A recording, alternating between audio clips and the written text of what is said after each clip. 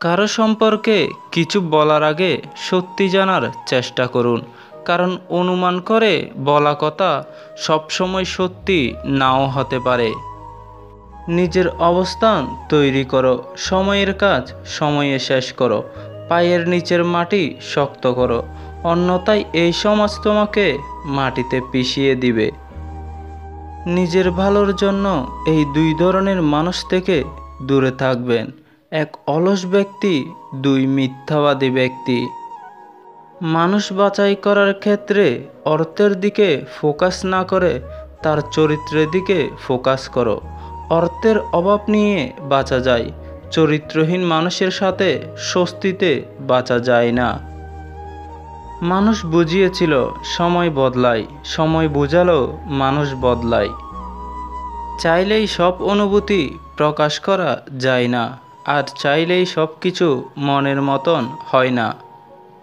কাউকে হারিয়ে কেউ মরে না, বরং আরও কঠিনভাবে বাঁচতে শিখে যায়। একা তারাই থাকতে পছন্দ করে যারা মানুষ চিনতে শিখে গেছে। বিশ্বাসে আঘাত লাগলে সে আঘাতের ক্ষত কখনো পূরণ করা যায় না। একজন মানুষের বুকে কত ব্যর্থ দীর্ঘশ্বাস থাকে এটা কেউ জানে না, শুধু ওই মানুষটাই জানে। লোকের কথায় নিন্দা থাকবেই, জিন্দা যতদিন আছেন নিন্দা ততদিন হজম করে নিতে হবে। আত্মবিশ্বাসীরা কখনো আত্মসমর্পণ করতে চায় না, আদর্শের সাথে লড়াই করে বেঁচে থাকার চেষ্টা করে। পিছিয়ে পড়া বলে কিছু হয় না, টিকিটের লাইনের শেষ ব্যক্তিটাও একসময় সামনে চলে আসে।